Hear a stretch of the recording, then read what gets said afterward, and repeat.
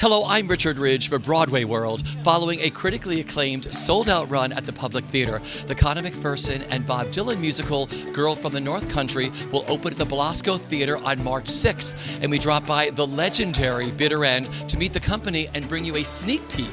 There's a slow train coming up around the bend. Yeah. Slow train coming. There's a slow train coming.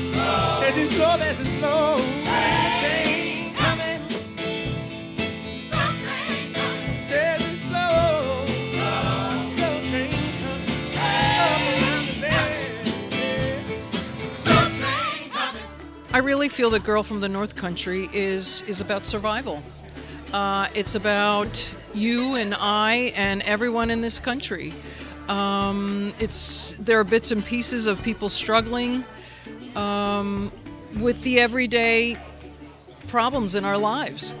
And the 13 principals that we have in this show all are struggling. And I'm sure that if you're in the audience, you're going to identify with at least one or two of these people in the show and how they are coping. Coming from the public, which was just like an amazing experience within itself, I'm really happy that we get to share this show with a broader audience because it's been special to me from the beginning, and I think the cast feels the same. We just love the show so much. Well, I got to see it from outside, and my old friend Steve Bogardus was playing this role, and I loved him in it, and I had gushed about the whole thing. So when they came around to me and asked if I would take this on, I was pretty excited. There's this weird, like, effortless cool that comes with, like, being around Bob Dylan, and then by extension Conor McPherson, and then by extension, like, I don't know about you, but I don't think of myself as cool. I would never have worn this hat normally, ever in real life, but now we're doing Bob, man. So like it's cool. Right. So yeah, it's really exciting to be like just be riding the wave of that alone. All you gotta do is wait, and I'll tell you where you belong to me, baby, without any doubt. Don't forsake me, baby. Don't shut me out.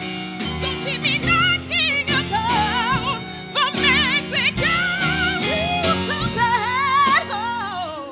He is such a genius. And it took me later in life to figure that out because I didn't grow up with his music. But doing this play, I got the music and I was like, this is amazing work.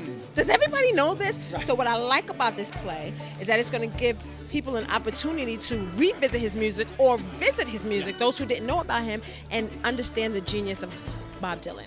You get inside the brain and the heart of Conor McPherson. And for Conor, this is his first time actually applying music to a piece.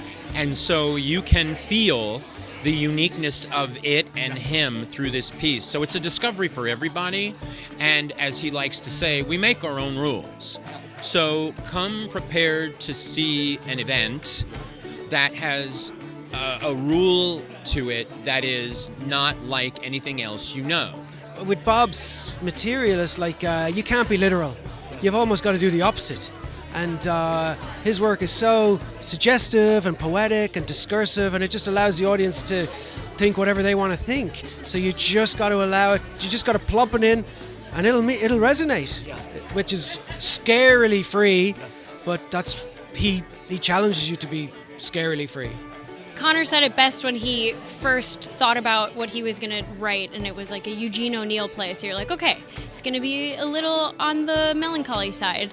And it is, but at the same time, you've got these Bob Dylan songs that are incredibly uplifting and have hope in them, but also speak to what's happening in the world and what was happening in the world back then, but also it completely transcends to now and what's happening in the world today. So it's very relatable, and it feels like even though we're playing these characters in the 30s, it doesn't feel much different from things that we would go through today. Madam Butterfly, she allowed me to sleep in a town without pity where the water runs deep. She said, be easy, baby. There ain't nothing worth stealing in here. it's such a beautiful setting and story, and so it has this warm, familial vibe about it of strangers who are, stuck together in this situation, trying to make the best of it, and drama arises from that. But it's also set at Thanksgiving, so that whatever that good feeling is, just kind of fills the space, and I don't know, it feels pretty godly. I like it. Well, I think he's just the greatest writer alive. So it's a magical play, and I never tire of exploring it with him and with all of the other players. And then on top of that, we break out into these songs that, again, I never tire of listening to them and the arrangements. And so it's a dream come true. You've got two geniuses have come together to just make this thing that does not in any way feel, choppy or segmented. It's a cohesive thing, and it's so deep and rich, and the stories, the people that pass through this house, like everyone has something to connect with there. I was only robbing the register, I hope you understand. I saw him leaving, he says, then he stops. One of us had better call up the cops. And so Patty